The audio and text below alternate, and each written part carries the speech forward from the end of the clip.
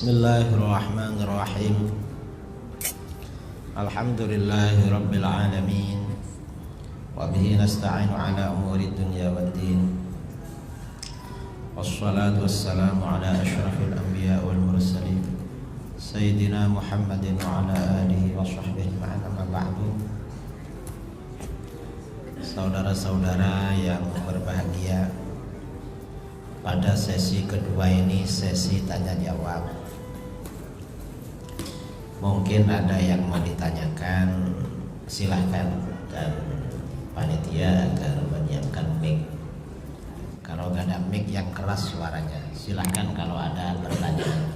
Kalau nggak ada ya ditutup. Karena mau ceramah ini tenggorokan agak ini. Assalamualaikum warahmatullahi wabarakatuh. Mungkin saya mau tanya masalah NU, Ustaz. Apa yang terjadi di NU? Karena yang orang kita Sumatera ini mendengar NU aneh-aneh. Ada yang selawatan di gereja, ada yang mengatakan dari besan, ada kan jenggot masalah, banyak lah. Itu yang mengatakan itu betul-betulannya. Itu apa yang terjadi di ini? Yang terakhir ini masalah apa sih yang terjadi di NU? Apakah kenapa yang menguasai NU itu orang-orang yang seperti itu gitu? Assalamualaikum warahmatullahi wabarakatuh. Waalaikumsalam. Di akhir zaman itu memang cari uang, banyak orang cari uang dengan cara seperti itu. Itu cari uang, ada yang bayar.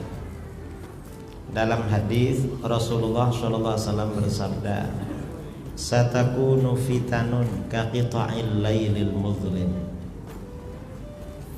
Akan terjadi fitnah-fitnah, ujian-ujian akhir zaman. Fitnah-fitnah itu seperti potongan-potongan malam yang gelap. Gelap terang, gelap terang, gelap terang. Katanya salah, kok yang mengatakan tokoh. Katanya salah, kok yang mengatakan pentolan. Itu namanya fitnah. Yumsir rajulu mu'minan wa yusbihu kafiran. Sore-sore seseorang masih mukmin, paginya sudah kafir. Wa yusbihu mu'minan wa yumsi kafiran, paginya masih mukmin, sorenya sudah kafir. Ucapannya berubah-ubah. Mengapa begitu? Yabi'ur rajulu dinahu bi'aradin minad dunya. Seseorang menjual agamanya, menukar agamanya, ditukar dengan sedikit kesenangan dunia. Artinya apa? Orang yang bertingkah begitu ada yang bayar. Kok orang-orang begitu berkuasa dalam kelompok tertentu? Akhir zaman memang begitu. Sabda Rasulullah SAW, "Min asyratis sa'ah ayyakuna za'imal qaumi ardhaluhum." Di antara tanda kiamat adalah pemimpin suatu kaum, pemimpin suatu kelompok adalah orang yang paling hina di antara mereka. Kalau gak begitu gak kiamat-kiamat. Itu tandanya kiamat memang. Saya ini berceramah begini mungkin tandanya kiamat. Imam Junaid al-Baghdadi pada waktu mengajar, saya ini kayaknya tandanya kiamat. Mengapa? Kok kayak saya yang ceramah? Memang akhir zaman seperti itu. Yang penting kita jaga diri baik-baik. Makanya di akhir zaman itu orang mudah terpengaruh fitnah. Yang selamat itu illa man ahyahullahu bil ilmi, kecuali orang-orang yang dihidupkan oleh Allah dengan ilmu. Kalau orang itu hidupnya dengan ilmu, tidak dengan dunia, insya Allah selamat. Makanya kita ikut ilmunya para ulama. Ini mau baca ya. Ini ada beberapa pertanyaan. Coba ada yang bisa bacakan? Enak, ini tulisannya kecil-kecil. Ada yang bisa bacakan?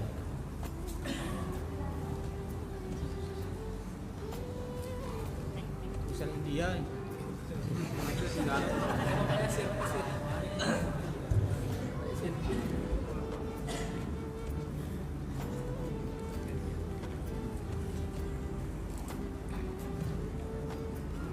Assalamualaikum Kiai. Ana mau bertanya. Banyak yang bilang Syekh Albani dalilnya tidak bisa menjadi rujukan, dan bolehkah mengikuti pendapat Ustadz yang merujuk ke Syekh Albani? Syekh Albani itu termasuk ulama Wahabi. Karena ulama Wahabi, ya Ahlus Sunnah jangan merujuk pada beliau, harus merujuk kepada sesama Ahlus Sunnah. Kalau ada ustadz merujuk kepada Albani, berarti ustadz Wahabi. Nah, Syekh Albani ini di kalangan Wahabi dipropagandakan sebagai ahli hadis.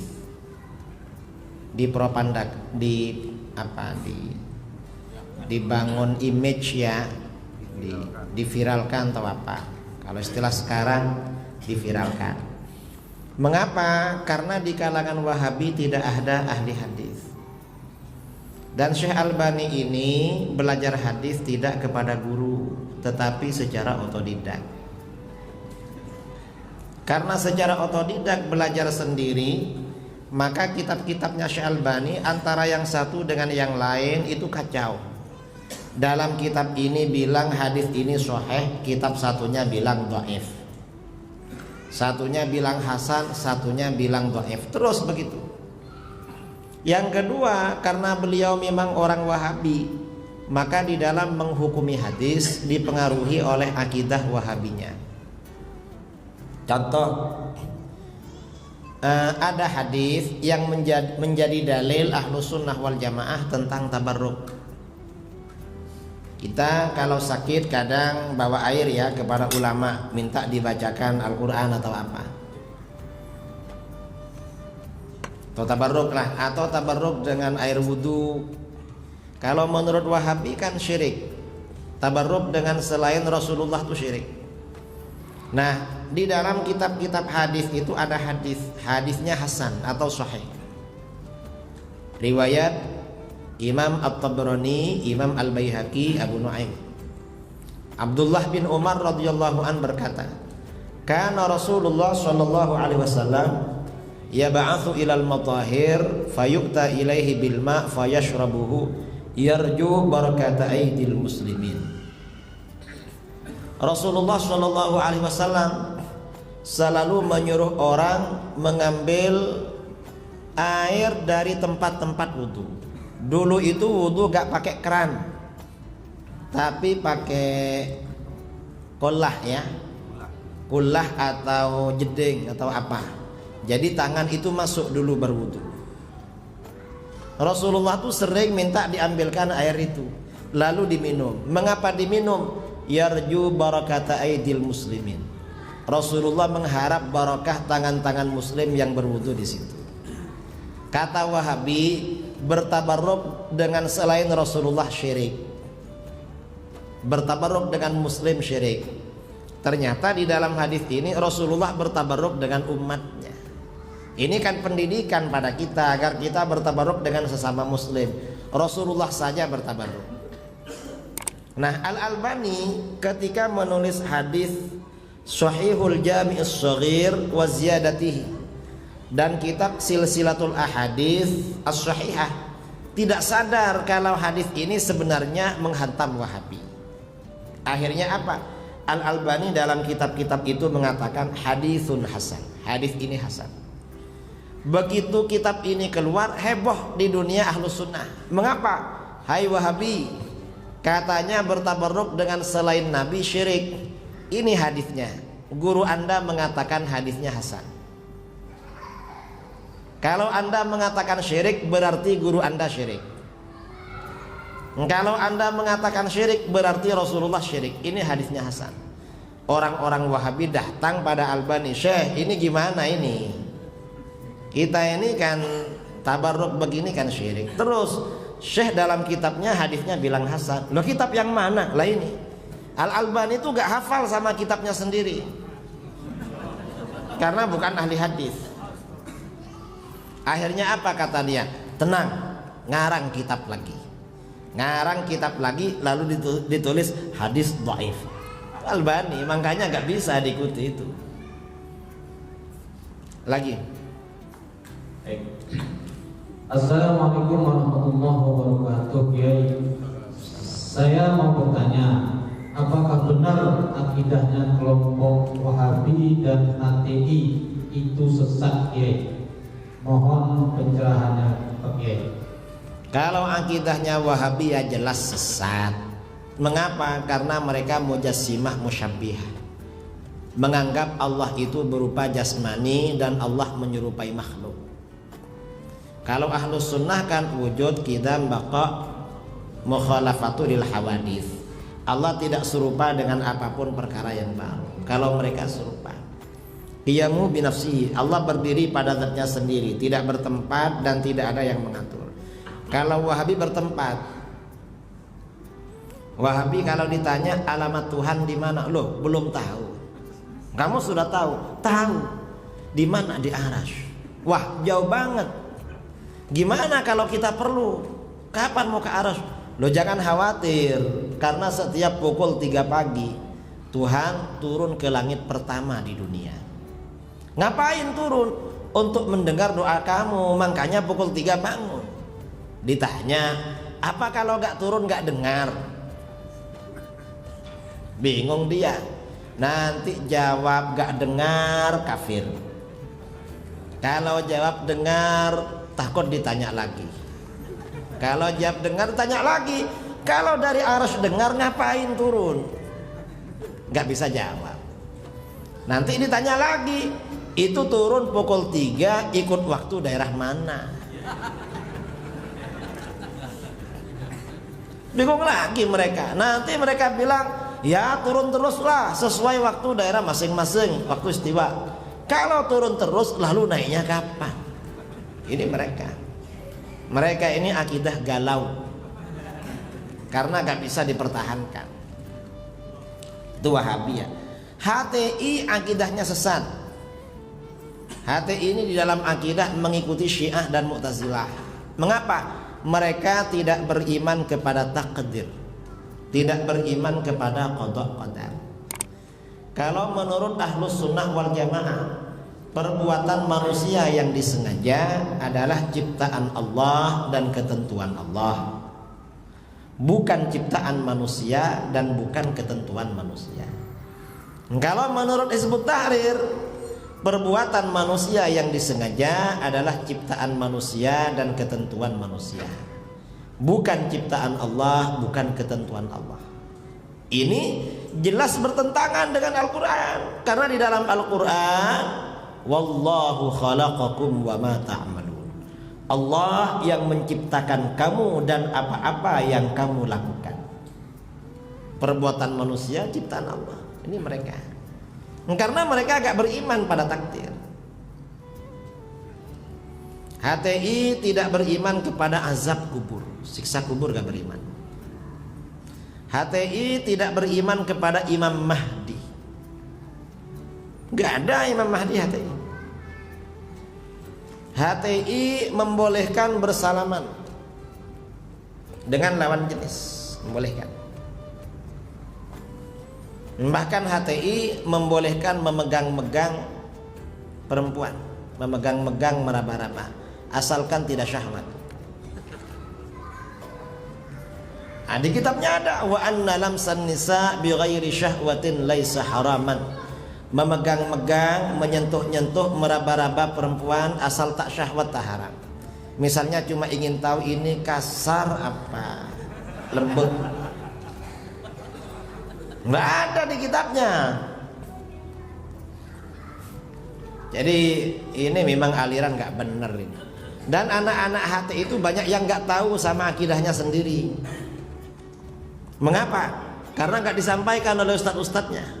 Yang disampaikan khilafah terus. Khilafah memang ada dan milik Islam. Dalam menyikapi khilafah ini ada dua kelompok yang berlebih-lebihan. Satu yang pro khilafah yaitu HTI. Yang kedua yang anti khilafah sampai alergi. Itu gak boleh itu. Yang HTI sedikit-sedikit khilafah, sedikit-sedikit khilafah. Lah gak begitu. Yang anti khilafah sampai kayak alergi. Gak boleh. Karena khilafah ini memang milik Islam. Kita ini kenal yang namanya khulafaur rasyidin, itu khilafah itu. Gak bisa dipungkiri, gak bisa. Cuma menurut kita, menurut Ahlus Sunnah wal Jamaah, yang namanya khilafah itu buah. Orang itu kalau ingin punya buah harus menanam pohon. Dan pohonnya khilafah yang perlu ditanam ada dua. Apa? Yang pertama beriman, yang kedua amal soleh. Dalam Al-Quran Allah berfirman, wa'adallahu alladhina amanu minkum wa amilus solihat la yastakhlifannahum fil ard. Allah menjanjikan orang-orang yang beriman di antara kamu. Ini para sahabat. Ya, para sahabat. Dan orang-orang yang beramal soleh la yastakhlifannahum fil ard. Allah benar-benar akan memberikan khilafah pada mereka di muka bumi. Khilafah ini artinya kekuasaan, artinya umat Islam berkuasa di muka bumi. Seluruh dunia takut kepada Islam, itu namanya khilafah.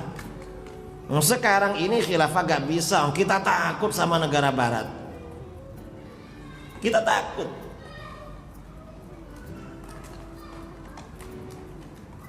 Jadi khilafah gak ada sekarang. Tapi memang khilafah ada di dalam Islam. Jadi itu. Jadi ini HTI itu ya berlebih-lebihan, lebay kalau bahasa sekarang. Apa lebay? Alay apa lebay? Karena ini bahasa zaman now kan.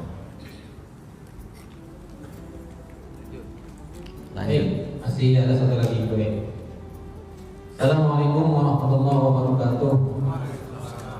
Mau tanya Pak Kiai, dari mana Wahabi itu dan apa bedanya dengan Aswaja? Wahabi itu dari Najd. Najd itu negerinya Musailamah Al-Kadzdzab, orang-orang yang ngaku jadi nabi. Satu suku dengan itu. Dan Rasulullah SAW bersabda kepada masa sahabat, Rasulullah pernah berdoa, Allahumma barik lana fi syamina wa fi yamanina. Ya Allah, berikan keberkatan pada kami di negeri Syam dan Yaman. Sahabat minta wa fi najdina ya Rasulullah. Najd juga doakan berkah Rasulullah. Rasulullah berdoa lagi, Allahumma barik lana fi syamina wa fi yamanina.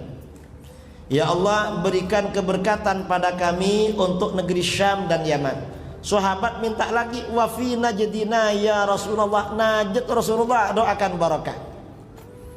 Ketiga kalinya Allahumma barik lana fi syamina wa fi yamanina. Ya Allah, berikan keberkatan pada kami negeri Syam dan Yaman. Sahabat minta lagi wa fi najdina ya Rasul. Najd ini doakan juga berkah. Rasulullah gak mau, malah Rasulullah bersabda hunakaz zalazil wal fitan. Di Najd ini akan terjadi banyak gempa, akan terjadi banyak kegoncangan dan fitnah-fitnah. Wa hunaka yatla'u qarnus syaitan. Dan di Najd itu akan muncul tanduk setan. Wahabi ini merupakan ajaran tanduk setan. Karenanya di mana-mana Wahabi ada. Mengapa? Di mana ada setan ada Wahabi, karena Wahabi tanduknya dari Najd. Dari sana memang asalnya. Kalau Ahlus Sunnah ini mayoritas umat Islam, akidahnya memang akidahnya para sahabat.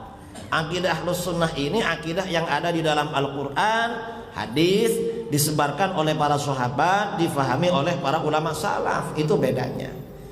Tanda-tandanya Wahabi gak mau tahlil, gak mau maulid, gak mau kenduri, apalagi gak mau ziarah kubur, Apalagi termasuk gak mau kunut, ya banyaklah tanda-tandanya Wahabi. Ada lagi? Sudah habis ya? Apa hukumnya kalau kita berimam dengan orang Salafi? Kalau bermakmum kepada orang Wahabi hukumnya makruh. Ya makruh terus. Makruh terus. Cari masjid atau imam yang ahlus sunnah.